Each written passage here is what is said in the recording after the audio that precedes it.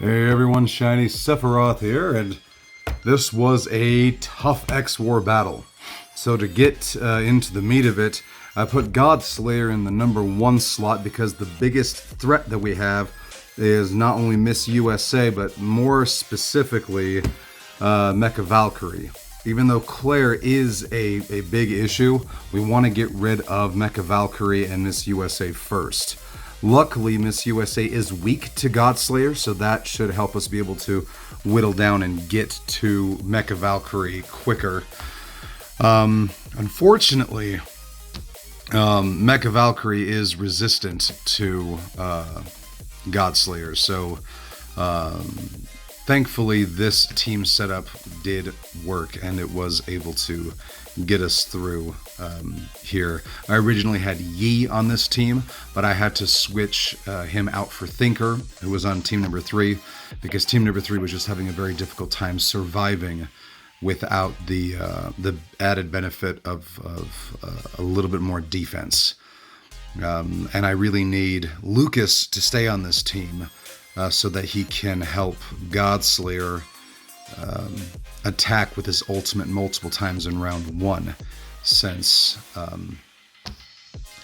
I have level 20 orb. It is unfortunate. If he was just a little bit stronger, he would have been able to lay waste to everybody, and we could have 3-starred this. So I think that we're not too far off from being able to 3-star this level in the future.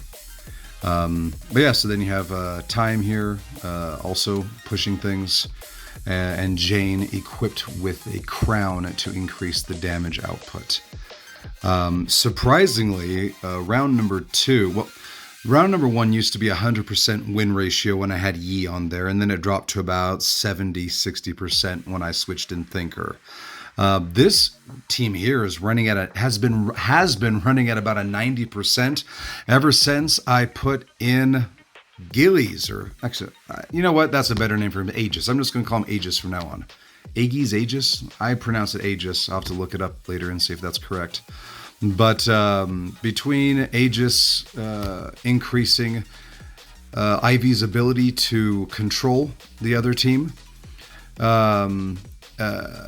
as well as Ivy doing that quantum entanglement with... I'm at about a 90% win ratio on this team.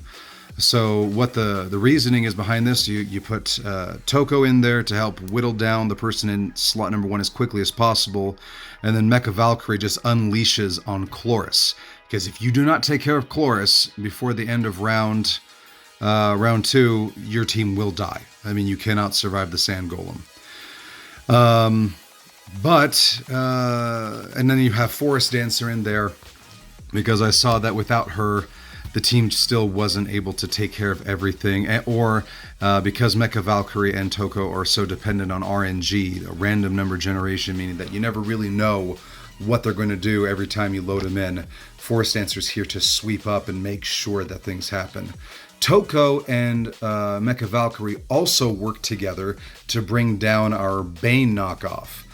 He's got I think it's called Dysphoria, something like this. He's got a special ability that when he hits a certain threshold, he gets healed. Basically, the Venom pack that he has acts like an innate divine prayer for him. So the best people to take him down are Toko and Mecha Valkyrie.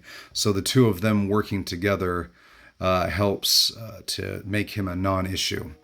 And as usual, when Chloris heals and she doesn't have 8 or 9 out of 9 relics, or is it 18 out of 9 for her? I think it's 9 out of 9. When she doesn't have 9 out of 9 relics, she will load up with very little health, leading her to be prime bait for Forest Dancer to go in and take her out. The other thing with Aegis is if you put him on the front row, he acts like an advanced thinker, and he helps distribute damage and takes on some of that. This Aegis is pretty squishy, being only at Transcend. However, it's still good enough, and the bonuses that you get from him for making Ivy so much more capable of pinning people down. I mean, like I mentioned in my last video on this subject, he is a formidable force, not only for defense, but also for making sure your control characters hit hard and pin people down. Now, we have this battle here. I finally was able to win and so I came up with this idea because I remember in a similar situation many videos ago, but still fairly recently, I said the only time I won was when I put Houston in. So I swapped out the person who I had here. I can't remember who it was, but I swapped them out for Houston. Even though Houston wasn't bringing in anything for defense or anything like that, she was not only bringing down the defense of the other team, but also increasing the attack of the people on the front row, namely Laura. So Houston, once I put her in, one time it took, and we won. So as you can see, and people have mentioned it before, this team is really DPS heavy. But that's just the way that I've invested into my teams and who I have that actually is viable at this level. There's a whole bunch of DPS people here. So what I try to do is on my other teams, I depend on gimmicks. Like for my first team, you have Cupid and you have one really big defensive person, and then you use like Orb, or that's to Lucas and Thinker. Then you have Orb and Time with Time Stone and all that stuff, and it's focused around one DPS person. Same thing with round number 2. That team is focused a lot on control, and then you have somebody who can help with defense on there. But for the majority of it, it's just control, and then you have one or two. Like I said here, 1 or 2 heavy hitting. Actually, this one has 3 heavy hitting DPS people, but it's surrounding a gimmick. So you have defense between Aegis and Paladin. Then you have Force Dancer Valkyrie and Samurai Girl dealing the hurt with Ivy, pinning people down. And once I have Zeus at a higher level where he's more survival, he has more of a survival rate.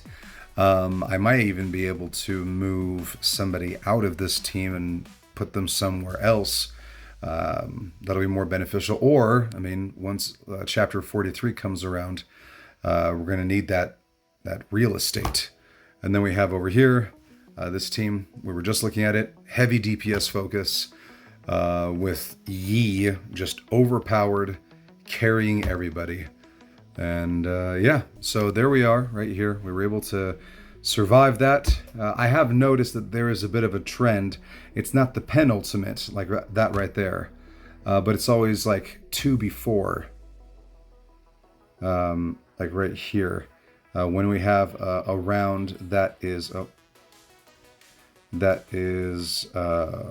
like 2 before a boss battle, that one seems to be a little bit of a test, and then this one tends to be a little bit easier. So just something to take into account. If you're on an 8 or a 3 at the end of the ones digit, you might be in for a little bit more of a harder battle. And then the next one is usually a palate cleanser before you hit the boss. Anyway, so I mean, it's pretty much standard fare. I was going to go through everybody's equipment and whatnot, but it's pretty similar to what it has been the past few videos. So I hope this is helpful. Thank you all very much. Oh, actually, there is one thing you guys haven't seen, my Aegis setup. So here's what he's looking like right now, and I probably should start investing in different gear for him to get him a little bit more beefy. Oh, awesome. I can do this. Didn't see that was available. Just one, but I mean, it helps. So there's that. Yeah.